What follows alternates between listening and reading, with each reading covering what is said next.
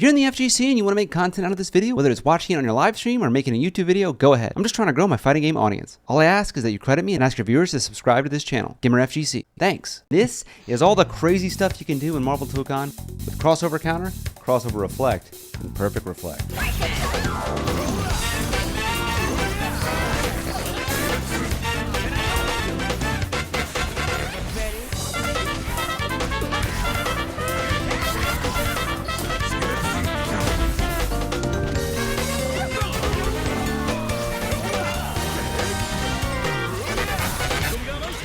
What's up guys, Gamer the Video Game Scientist from VG Bootcamp here.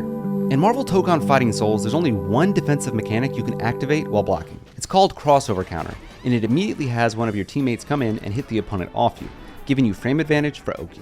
Because of all these things combined, I believe it's the most important defensive mechanic in the game. In this video, I'm going to explain the mechanics behind crossover counter, the secrets and little details behind its mechanics, its counters, crossover reflect, and perfect reflect, and then I'm going to theory craft some real match situations and how I think this will impact Tokon's meta. By the way, welcome to my new fighting game channel, Gamer FGC. Make sure and subscribe, like the video, and turn on notifications if you want to see more high quality Marvel Tokon content. If you're new to Marvel Tokon, you should watch my beginner's guide first. You can click here or the link in the description. Marvel Tokon runs at 60 frames per second. A frame is a unit of measurement for time. 1 frame is 1/60th of a second. 15 frames is 1/4 of a second. 30 frames is 1/2 of a second. 60 frames is 1 second, so on and so forth. Okay, let's get started. If you're blocking a move and press light attack plus the assist button, you'll activate a crossover counter. In doing so, the game immediately freezes, you lose 1 assembly gauge, your point character rolls backwards, your teammate comes in, and on frame 36, they hit the opponent. What's important to note is that because the game is frozen, it technically hits on frame 1, so they cannot avoid it. What's most important about crossover counter is that it really has no limitations. If your opponent is doing an air normal, your assist will come down from the heavens and smack them in the face. If your opponent is full screen shooting a projectile, your teammate will run all the way over and smack them in the face.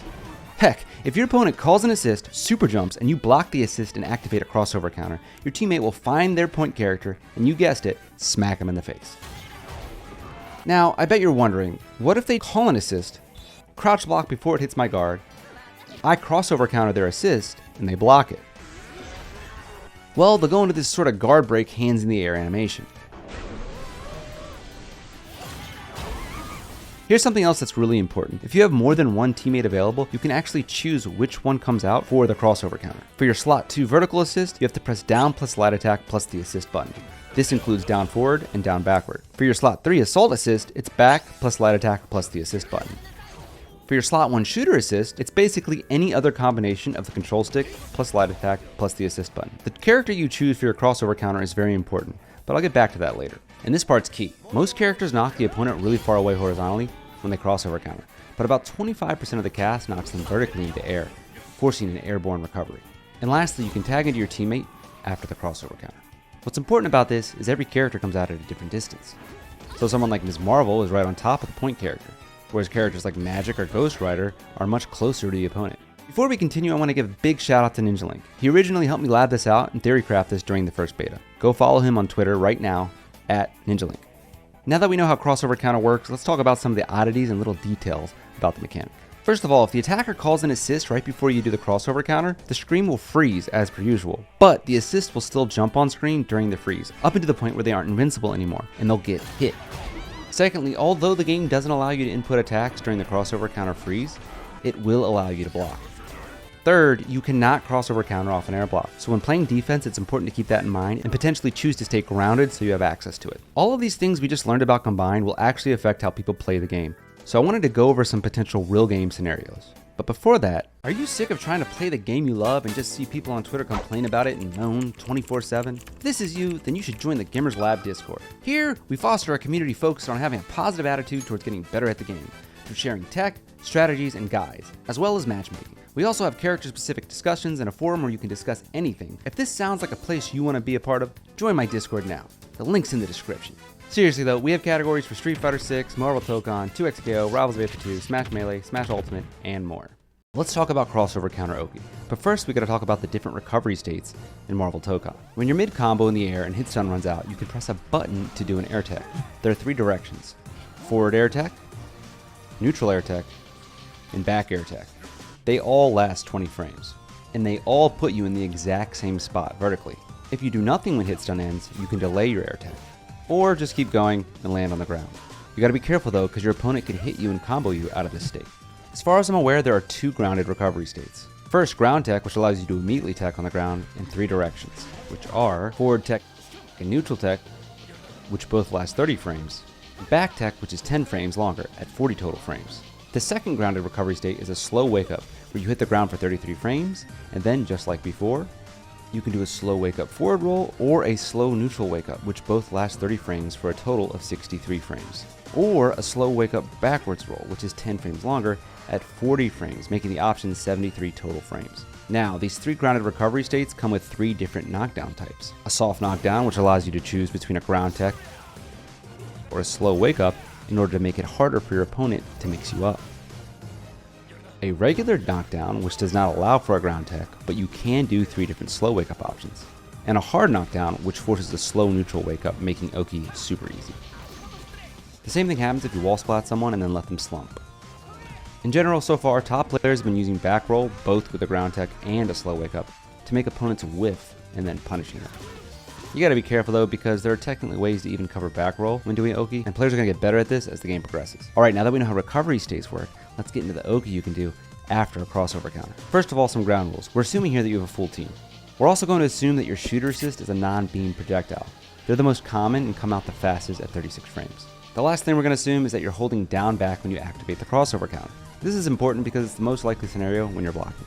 On top of this, it'll call your third character, which is actually optimal because it gives you access to your shooter and assault assists for the follow-up Oki. I'm going to start with vertical crossover counters since their setup is the simplest to explain, despite it being the rarest type and actually harder when it comes to execution. The following characters have a vertical crossover counter: Carnage, Captain America, Spider-Man, Wolverine, Hulk, and Iron Man. Vertical crossover counters force an air tech, and like I said before, all air techs last 20 frames and put you at the same height vertically. So if your point character has a quick enough airborne horizontal attack, usually beams, you can jump forward and do it to cover all 3 options. Let's explain how to do it. Call the crossover counter and immediately jump forward and do the beam attack. Because the opponent is airborne, they're pretty much locked down, but if it's a beam, they can technically jump or air dash after blocking the attack. So you got to immediately tag into your teammate that just did the crossover. And lucky for you, this tag happens after the beam connects, so you can use the tag freeze to have more time to react to which way they tagged. If they air tech in, jump towards them and do a flurry of air attacks to force them to the ground,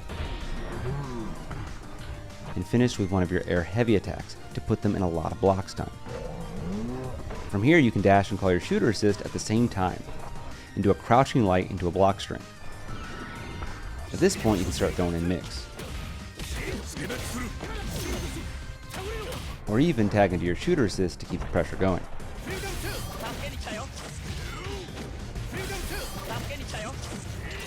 For neutral tech, you basically can do the same thing. If you keep going with your pressure, you can eventually loop back down to your original point character.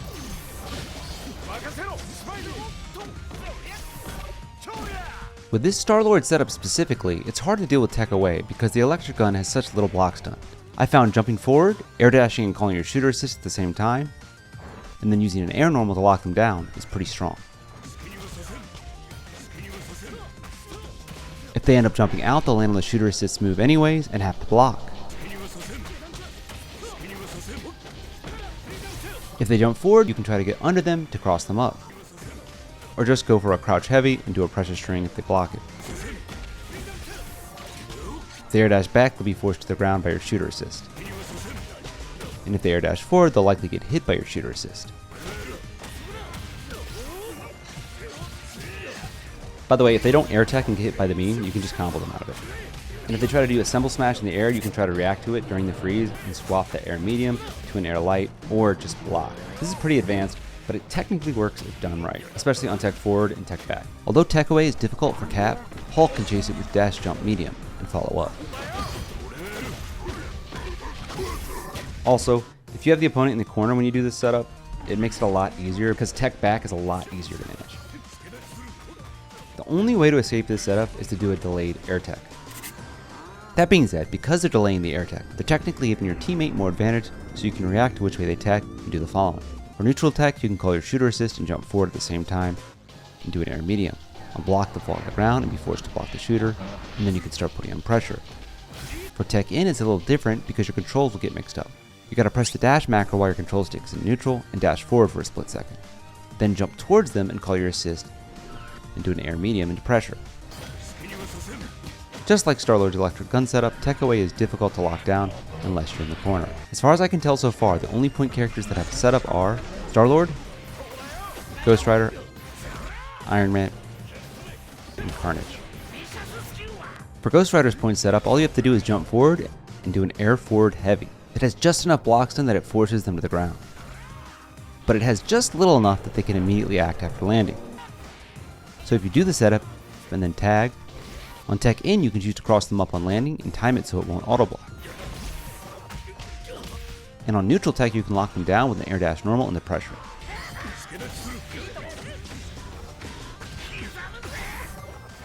Air tech away is a bit more difficult, but you can still catch them. And of course, if they get hit by the air heavy, you can choose to chase them down and combo off it. But to be honest, some characters struggle with comboing after hitting someone on tech away. By the way, if they wake up with an aerial assemble smash, they'll just get hit by the air heavy. And of course, the setup is much easier in the corner since pack tech doesn't push them so far.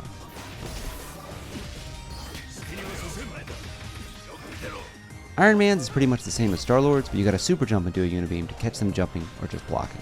The upside is that it does way more blocks done, so it's much easier to catch the opponent on tech away. Carnage's setup is very similar to Ghost Rider, but it has even more blocks done.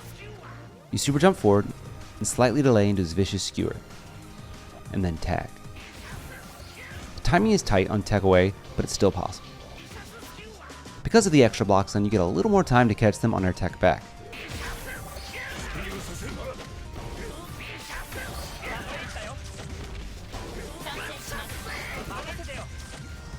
You can get good pressure on neutral tech.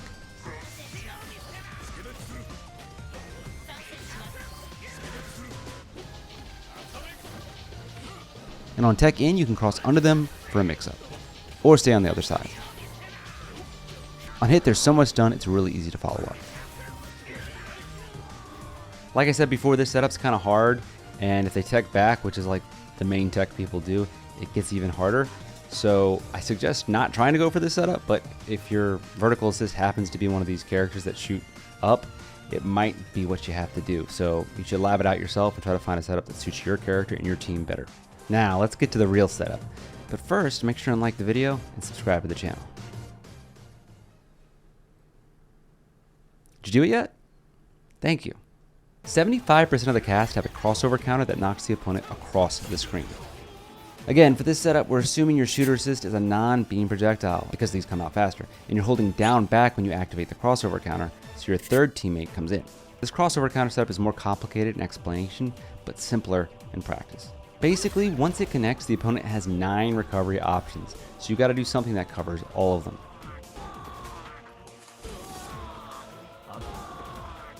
So they can air tech and immediately jump, but they can also do all the grounded tech options and all the slow wake up options.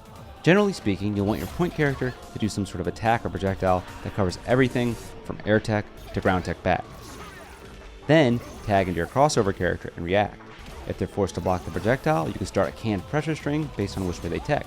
And if they went to the ground for a slow wake up option, you can react with a different setup. And of course, if they get hit, you can just combo off it. For this video, I'm going to show a Star-Lord and Ms. Marvel setup. After landing the crossover counter, immediately do EX guns and call Ms. Marvel. React to what option they pick and do the following. If they air tech in place or back, or ground tech in place or back, you can just do Ms. Marvel's unique and start putting on pressure. You can also call your shooter assist at the same time if you'd like.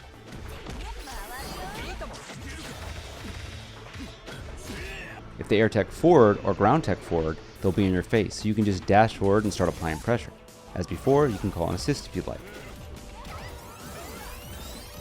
If they don't tech and are forced to do a slow wake up, Star-Lord's guns will whiff. To cover all options, you can dash back and immediately cancel it into your shooter assist and your unique at the same time. If they do a slow forward roll or a slow neutral wake up, both your unique and your assist will lock them down, and you can go for pressure and even tag if you'd like. On slow back roll, those 10 extra frames will cause your unique to whiff, but your shooter assist will force them to block. And once again, you can get creative with your block pressure. Not only is this setup awesome and easy to do, if your electric gun is available, you don't even have to spend meter. You can just do his light gun skill and cancel it into his electric blast. Like I said before, characters like Ghost Rider come out further. So with the same Star-Lord setup, he's right in the opponent's face and can wreak havoc.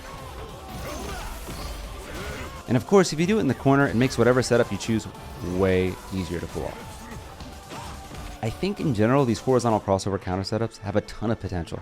So you should really mess around with your team and figure out what setup works best for you.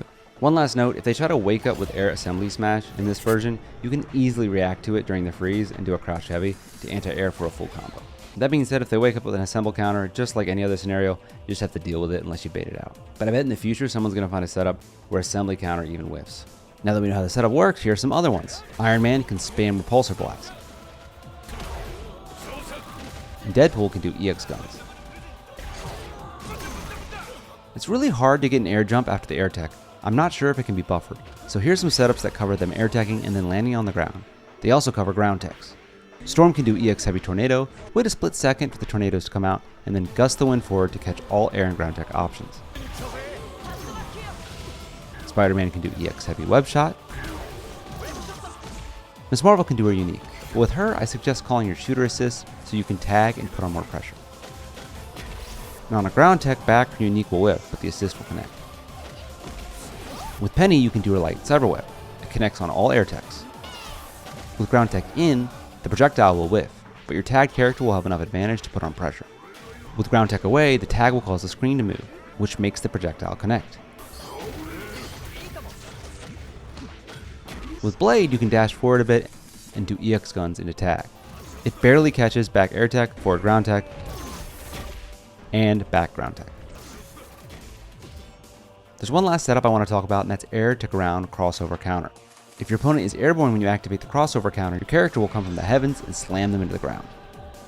The issue with this setup is that you have less advantage than normal ones, so if you try to do a quick attack, they can technically air tech and jump out. But if they're being annoying and doing full screen airborne projectile shenanigans, you can pull this out to push your teammate full screen, do a move, and then tag. On tag in, the projectile will connect, forcing them to block. Same with neutral tech. With tech away, your timing will have to be perfect, but you can still cover it. Quick note, if they're really close to the ground when you call this, the grounded versions of crossover counter will happen instead. Now that we know how crossover counter works, let's talk about its counters, crossover reflect and perfect reflect. If someone's blocking and does a crossover counter to you, you have just about 27 frames to react with the light attack plus the assist button to activate a crossover reflect. This costs one assemble gauge, causes your assist to come in and block the crossover reflect. The person who started the reflect still needs to finish their move, but as long as they're close enough, they should always have enough advantage to approach with a dash medium or heavy to start block pressure. And then you can tag into your character that just did the reflect and get crazy with it. You gotta be ready though, because technically they can do another crossover counter with one of their other characters.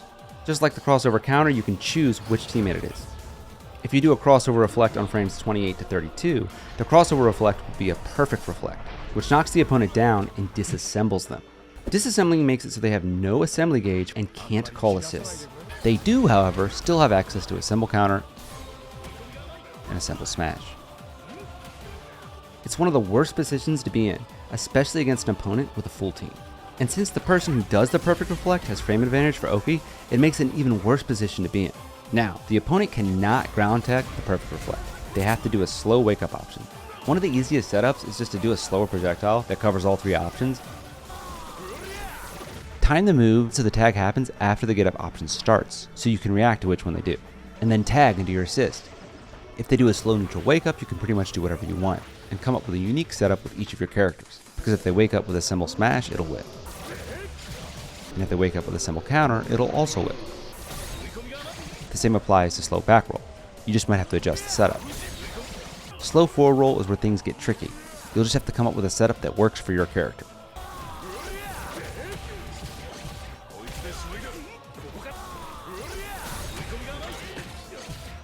There's other stuff you can do as well, but you should definitely lab it out with your own character and figure it out. Everyone has something they can do here. Now there's something about this whole mechanic tree that does concern me at a competitive level. I'm a bit worried that at top level, players will choose combos and routes that always leave at least one assembly gauge available to them, so that when they go for a pressure or a reset, they can just react to the crossover counter every time with a perfect reflect. I have an explanation, so just hear me out. Basically, when someone does a crossover counter, not only do you have about half a second to react with a perfect reflect, which is just an insane amount of time to begin with, but crossover counter is the only thing an opponent can do while in block stun, besides blocking of course. So if you're on the offensive, you pretty much have nothing clouding your mental stack. You can just look for it every time you go on offense and easily react to it. So it just makes sense from a restore standpoint to have one assemble gauge at the ready at all times to stop the only defensive option someone has when put in a pressure string, right? I mean, I could be wrong about this, but we'll have to wait and see.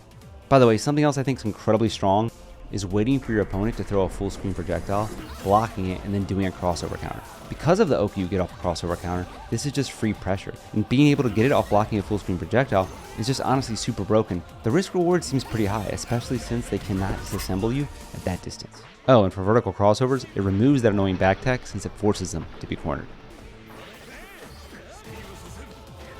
That's the video. If you liked it, consider giving it a like. If you really liked it, consider subscribing, and if you really liked it, consider turning on those notifications. I'm busy, I got stuff to do, so it's back to the lab with me. I'll see you guys next time.